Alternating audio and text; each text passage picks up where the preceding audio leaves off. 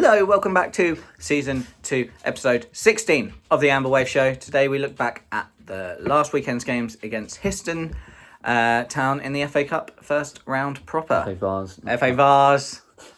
On a lovely day at the Wellesley, the opening few minutes started strongly for the Bloaters and was a complete difference in the play that we saw midweek against Mulbarton. There was a few good chances at the start of the game for the Bloaters. Yeah, Histon did have one early opportunity where a huge gust of wind blew the Histon player over. There was a free kick awarded, probably a yellow card to that gust of wind. Not a nice tackle from the wind there. The cross came in from that free kick, but no Histon player could get near it, and it remained 0-0. The goal came for the Bloaters early on when an amazing shot from the halfway in the opponent's half lashed at goal. It was only able to be palmed away by the keeper, and Ryan Jacobs at a tight angle was able to smash it home from close range in the 18th minute. Ring and Perry! That's a beauty! Oh, surely!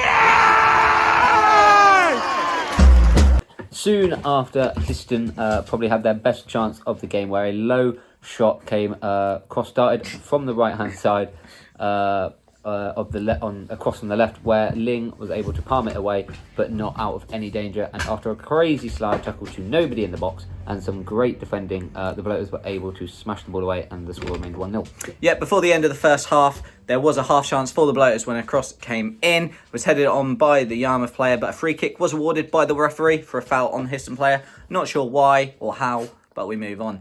Half-time score, 1-0 to the Bloaters. Yarmouth started like they did in the first half by putting Histon under a lot of pressure early on, and it showed when a fantastic strike from Jesse Fenn smashed into the back of the Histon net and was now 2-0 for the Bloaters.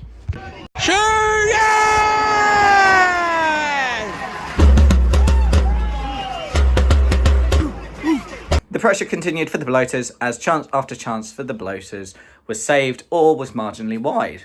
In truth, the game could have easily been 4 or 5 goals to Great Yarmouth over the match, but the game finished 2-0 to the Bloaters.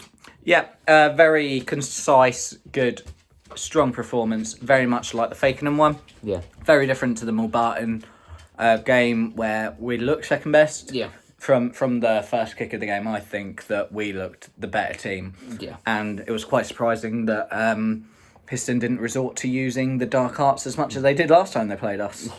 I think, it was a good reaction from the Mulbarton defeat. Similar to the Fakenham one, like you said, a good, strong performance where we just dominated the game, I think, from start to finish, really. We didn't really limit Histon to many chances. They barely had anything. I think they had, 1-2 shots on targets? And then, we could have had 4 or 5 goals in that game. But, we got the win, and we're now through to the next round. And with that win, it does mean that we do progress into the next round of the FA Vase. I'm becoming squeaky, keep calling it the FA Cup, where we will be playing in the second round proper. The draw has been made, and we have been drawn a meaty away tie. Away? Oh my God. I know. A cup game away. To last season's runners-up in the FA Vase competition, Great Wakering Rovers. Now, they play in the United Counties Premier, which is the same tier as Great Yarmouth, just a different part of the country, and they currently sit third. What do you think of the tie? Well, it's going to be a very difficult tie, especially quite early on in the competition. It'll be a good test for us to see our level, and especially away from home as well. We'll want to go there and Moon's moving the camera. It'll be a good test to see how we compete to a team that made it to the final last year. It'll be a good away day, hopefully, and So I hope there's a. Okay. Okay. Moon. I think. It's going to be a tough game. Off the top of my head, I don't know. I know they're third in the league. Yeah. I can't remember how many wins, draws, and losses they had. I do think they've played more than Yarmouth. I think they maybe lost 2 or 3. So they can lose games. Yeah. I know for a fact that they've only lost 1 in 5 in all competitions. Yeah. But they could lose again. If we turn up like we did against Fakenham or Histon, or Cambridge. Yeah. Like, Yeah, Cambridge. we could Cambridge win City. that. Like, what they're in the division higher. They're Ishmael side, and we beat them. So, like, let's not limit ourselves. It's always a hard tie we might lose. Yeah, we mustn't underestimate ourselves and just go into it with full confidence, and just, you never know. Yeah.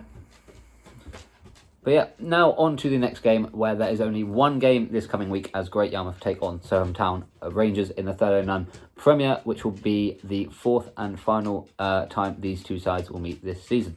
Yep. So I think they're out of the FA Vase, aren't they? I believe so. They're out of the FA Vase. We're both out of the FA Cup.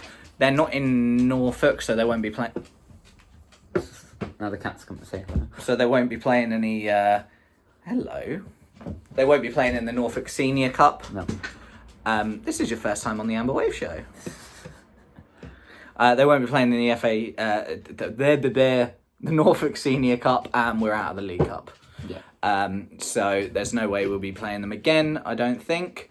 But after this last weekend's round of results in the league, it sees Bloaters slip down to 10th. Obviously, we didn't play because, well, we did play, but not in the league. Played in the cup. We have played 11 so far in the league, 6 wins, 2 draws and 3 losses. Soham Town sit just below Yarmouth in 12th. 1 game extra played. They have won 5, drew 3 and lost 4 in their league campaign so far. For Yarmouth, in the last 4 league matches, we have won 1, drew 1 and lost 2. However, in all competitions in the last 5, we've won 3, drew 1 and lost 1. Yeah. On the other hand, Soham have only won 1 out of their last 5, including a 5-1 loss to Ely in the Cup and a 4-1 loss to Downham Town. Although their last game, they did snatch a win in a goal fest of a performance, beating Histon 4-3. Yeah, it should be a good game, and if we play like we did against Fakenham or Histon or Cambridge, I can't see us coming away with anything other than a win. So I'm going to say 3-0 win to the Bloaters. I'm going to go with a 4-1 win for the Bloaters. Ooh. Yeah. Interesting. And the cat has gone on an adventure to come and see you, apparently. You can see the towel in the camera. Yeah. It's like karaoke. Other than that, that is all that we have time for, or all that there is for the Amber Wave Show this week. Thanks again to Gameday and Non-League Wonders for letting us use your gold clips, and Moon's trying to show off her bag. Be sure to check them out. And other than that, up the Blue Waters. Jeez.